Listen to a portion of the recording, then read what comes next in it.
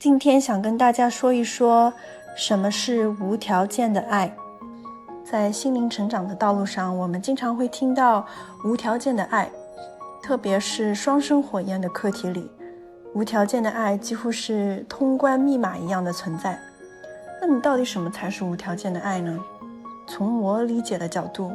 首先我们要区分爱和关系的差别。世俗层面，我们所谓的亲情、友情、爱情，这些是我们可以定义的一些基本的关系结构。关系如同我们的社会系统一样，它是三维世界的一个产物，所以它必定是受二元对立、限制性思维和文化体系而影响的。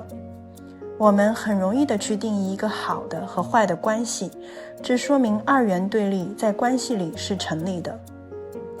我们对这三种基本的关系都有一些条条框框的认知，可以很容易的诠释或者是归类什么是爱情，什么是亲情，什么是友情。这就是限制性思维和我们文化影响的体现。所以关系一定是有条件的，就好像是你和朋友、家人、爱人之间需要经常互动，要去做让彼此开心的事情，这个关系才可以一直升温或者是维持下去。当你们停止了这种等价的交换和付出的时候，一段关系也就不复存在了。那什么是爱呢？我们经常可以听到的是情爱、母爱、友爱，这些爱是在不同关系里的一种形式。用佛学的话来说，就是一种相。刨去关系的衬托，最全然的爱其实就是世间万物的自性。万物皆有灵里面的那个灵就是爱的部分，它是来自于我们源头的创造，是一切事物存在的目的。一山一石一树一鸟，它们都是爱的存在，它们的存在本已经孕育了宇宙博大的智慧，一切相辅相成，每一个完整的个体最后组成了我们这个宇宙共同体。那到底什么是无条件的爱呢？无条件的爱就像鸟儿和树的关系，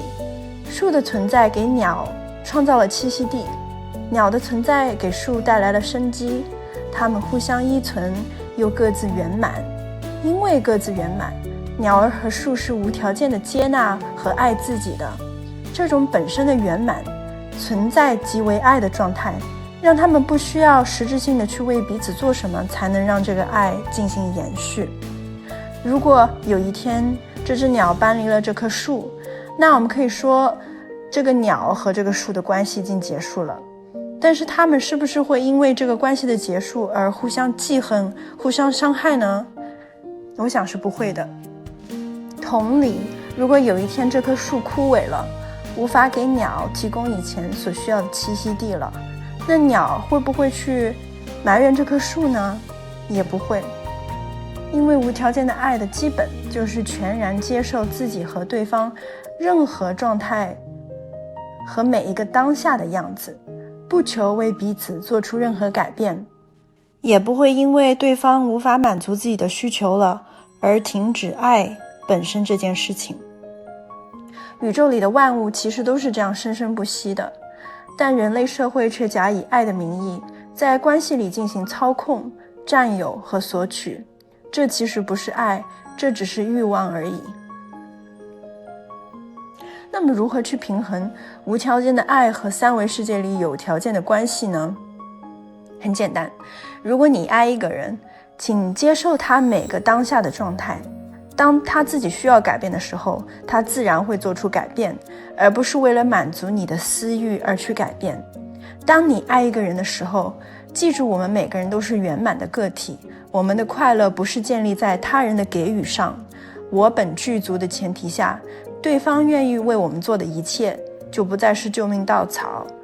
而是锦上添花。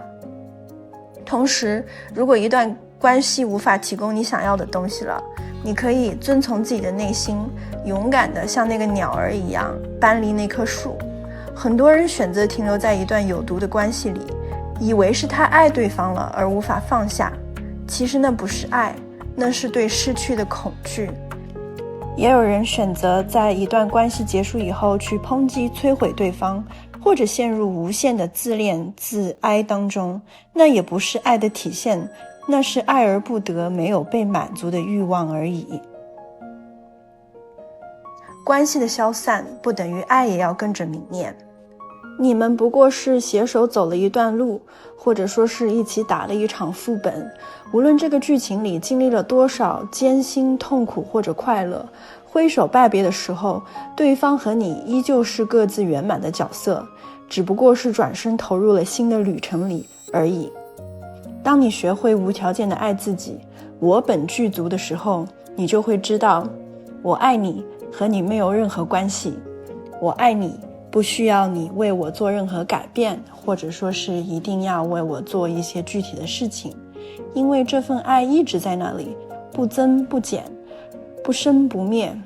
关系可能是由爱而生，但爱不需要关系而存在。